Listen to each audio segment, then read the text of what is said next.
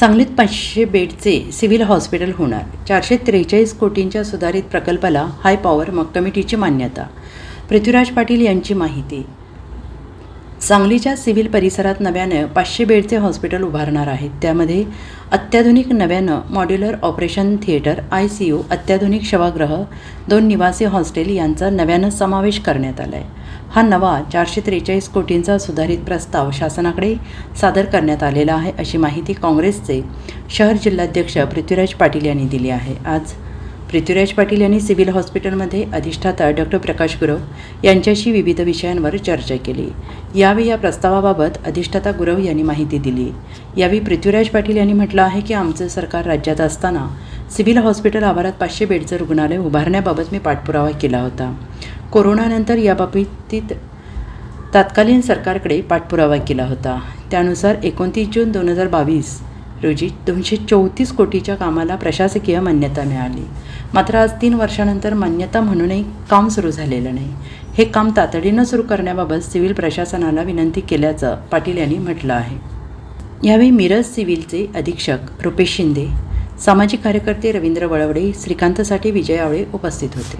म्हणजे राज्यात जरी सत्ता नसली तरी जे महायुतीचं सरकार आहे त्यामध्ये काँग्रेसमधले पूर्वाश्रमीत असणारे मंत्री, राष्ट्रवादीमध्ये असणारे नेते, आमदार, मंत्री हे आता महायुतीमध्ये आहेत आणि त्यामुळं त्यांच्याशी माझे अत्यंत सौहार्दपूर्ण चांगले मैत्रीद्वारे संबंध आहेत. त्यामुळं ह्यापूर्वी सरकार कोणतंही असो, एक कार्यकर्ता या नात्यानं, काँग्रेस पक्षाचा शहर जिल्हाध्यक्ष या नात्यानं आम्ही ज्या ज्या वेळेला यांना भेटतो त्यावेळेला विकासाच्या कामाच्या दृष्टिकोनातून आणि सांगलीतल्या जे काही प्रलंबित कामं आहेत त्याला प्राधान्य देणं हे माझं व्यक्तिगत कर्तव्य आहे की ज्या अनुषंगानं गेली 10 वर्ष मी काम करतो आहे. 2 निवडणुका मी लढवलेल्या आहेत आमदारकीच्या.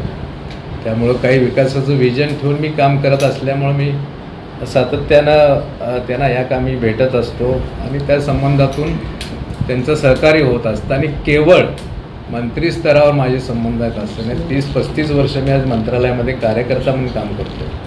त्यामुळं सचिव असतील, उपसचिव असतील, कक्ष अधिकारी असतील, अगदी क्लर्कपर्यंत देखील चांगलेच संबंध मी जोपासले असल्यामुळं मग DMRपासून कोणतेही म्हणजे मंत्रालयातले विभाग असू देत, कोणतेही खाते असू, त्यामुळं मला खात्री आहे की मला त्या ठिकाणी सहकार्य केलं जातं आणि त्या अनुषंगानं ही निश्चित मदत होईल यात कुठे शंका नाही. त्यासाठीच मी आज या संदर्भात मला इथं येण्याचं तेच प्रमुख कारण आहे की 3 वर्ष होऊन देखील अजून हे काम सुरू नाही याची खंत मला होती आणि का हे होत नाहीत, का कुठं तटलेलं आहे.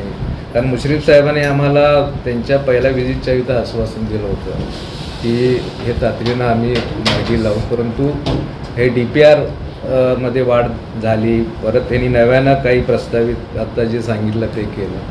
त्यामुळं हा जो विलंब झालेला आहे तो निश्चितच खेदजनक आहेच आणि त्यामुळे मी तातडीनं आज ठरवलं की आपण स्वतः जाऊ. कारण फोनवरनं आमची चर्चा व्हायची, परंतु या ठिकाणी आल्यानंतर अधिकाऱ्यांची सर्व चर्चा केल्यानंतर आणि त्या आणखी कोणाच्या काय अडचणी आहेत का की जेणेकरून हा प्रकल्प लांबू नये या दृष्टिकोनातून संदर्भात पण चर्चा झाली. म्हणजे हाही विषय आम्ही आज घेतलेला होता. कारण अनेक रुग्णांच्या तक्रारी आमच्याकडे आलेल्या होत्या की आम्हाला बाहेर पाठवलं जातं आहे.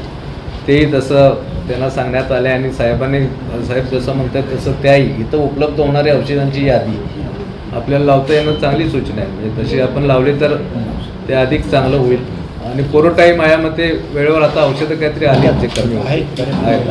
Bureau report SPN Marathi, Sangli.